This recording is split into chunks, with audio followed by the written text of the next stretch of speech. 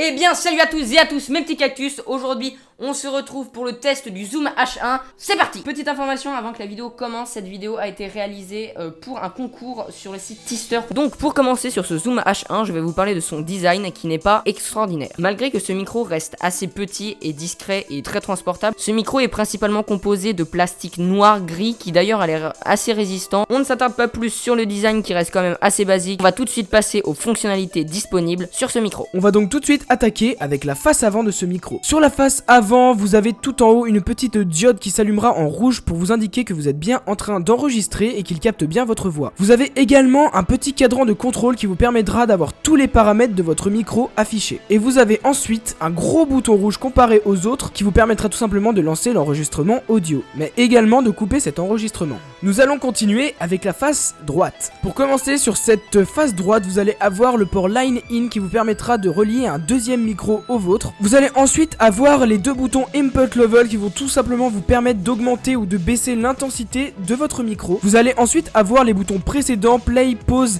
et suivant qui vont tout simplement vous permettre de naviguer à l'intérieur des fichiers depuis votre micro. Puis à la gauche de ces boutons, vous allez trouver le bouton corbeille qui vous permettra tout simplement de supprimer les fichiers indésirables. Pour terminer, vous allez avoir le bouton qui vous permettra d'allumer ou d'éteindre votre micro. Derrière le micro, vous allez avoir d'abord trois boutons qui vont vous permettre pour le low cut tout simplement de réduire un tout petit peu les fréquences basses, l'auto level qui permettra au micro de programmer l'intensité lui-même et le rec format qui vous permet de choisir entre le format WAV et le format MP3. Vous allez également avoir à l'arrière de votre micro un petit pas de vis universel qui vous permettra de fixer votre micro n'importe où. Ce micro fonctionnant avec une pile, vous allez également avoir le petit logement qui vous permettra de mettre une pile AA. D'ailleurs, pour vous parler un petit peu de l'autonomie, si vous utilisez ce micro 2 ou 3 fois par semaine, il vous tiendra facilement un mois entier. L'autonomie est donc convenable sans être exceptionnelle. Sur la face de gauche, vous allez tout simplement avoir tout en haut le port Line Out qui vous permettra de venir brancher un casque ou des écouteurs à votre micro pour pouvoir entendre en direct ce que vous dites. Ensuite, vous avez les boutons volume plus et moins qui vous permettent tout simplement de baisser ou d'augmenter